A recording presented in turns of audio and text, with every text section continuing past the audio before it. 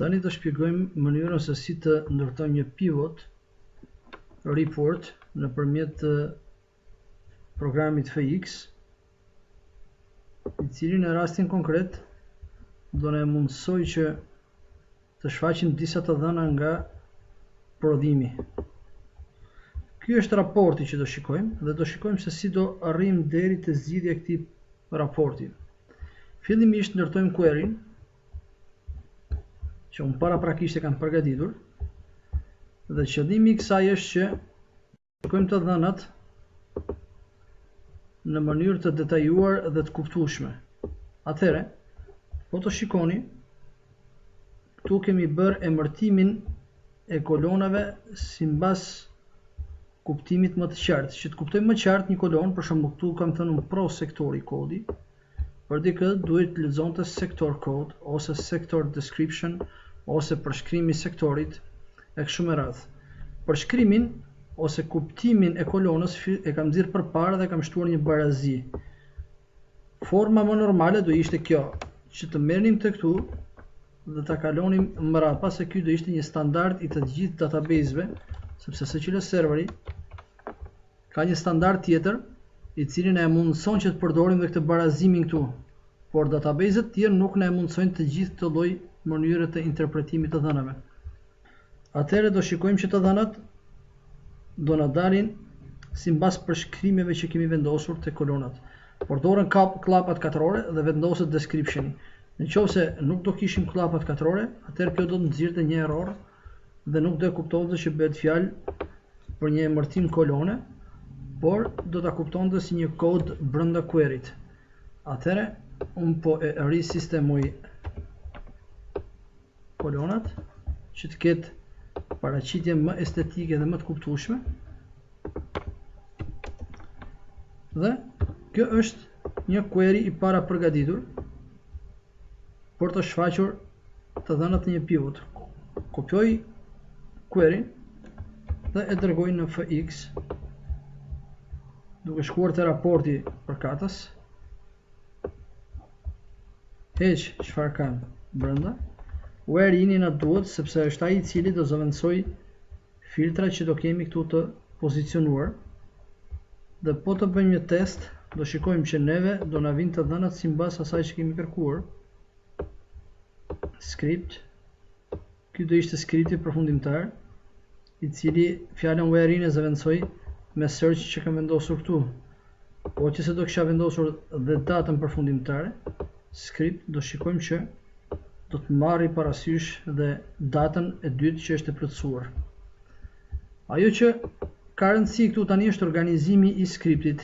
Po të shikojmë në preview, fshim datën e dytë që të marrim dhënat përkatëse, na erdhi neve një pivot i organizuar. Arsye pse doli i tillë është sepse ne e kishim ruajtur përpara. Nëse ne e fshim këtë dhe duam që ta rishikojmë, atëherë do shikoni që pivoti nuk ka asnjë lloj organizimi, vjen bosh. Atëherë fillohet sipas një logjike që ne e duam. Fillimisht nxjerrim kush është punonjësi, për shembull. Pastaj vendosim kush është sektori ose kodi i sektorit. Pastaj vendosim kush është përshkrimi i grupit. Vendosim të dhënat. Në rastin konkret ne duam të dimë sa ka bër, sa duhet bër dhe cila është diferenca. Atëherë themi kaq ka përfunduar, kaq duhet të bënte dhe diferenca është kjo. Këtë lloj modifikimi që ne bëm, thjesht e ruajmë duke thënë ruaj këtu dhe i vëmë një emër duke emërtuar sipas një logjike të caktuar, duke thënë që për shembull fillimisht është punonjësi, pastaj është sektori, pastaj është grupi i artikujve, article group, domethënë, grupi i artikujve që ka punuar.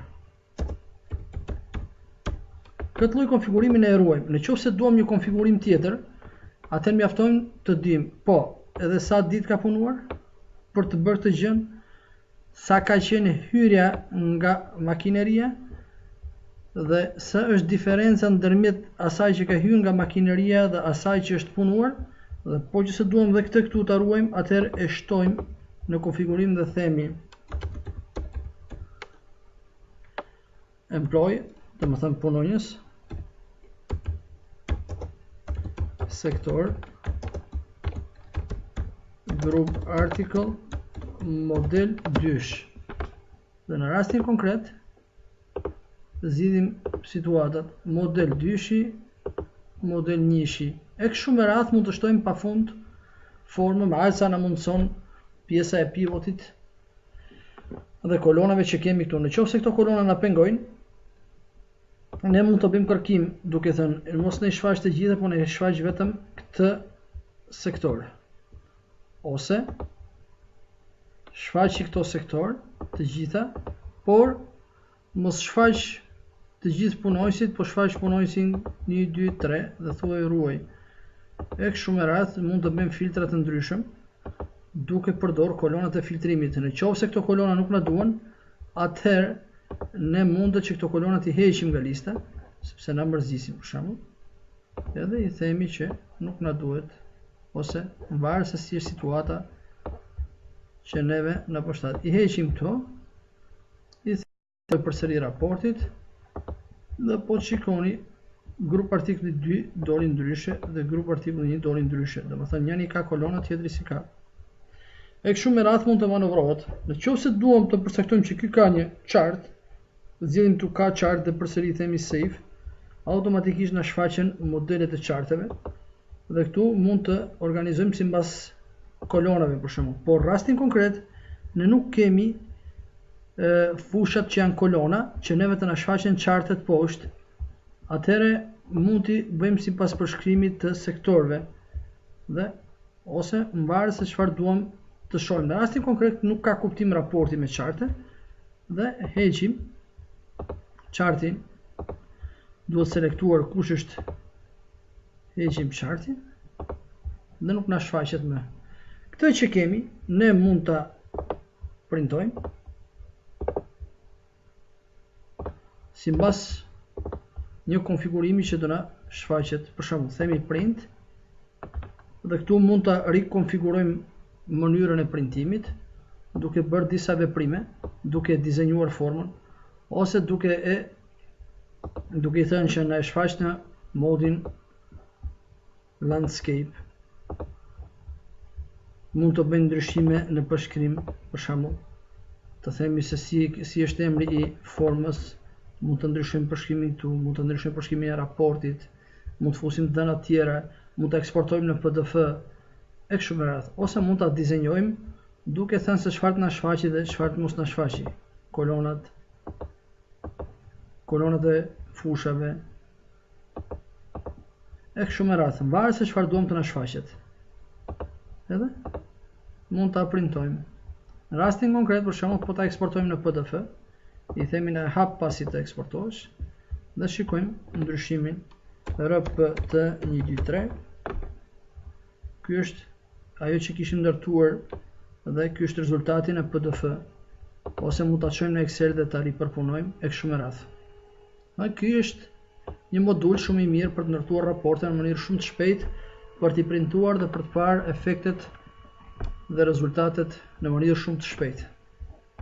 Faleminderit.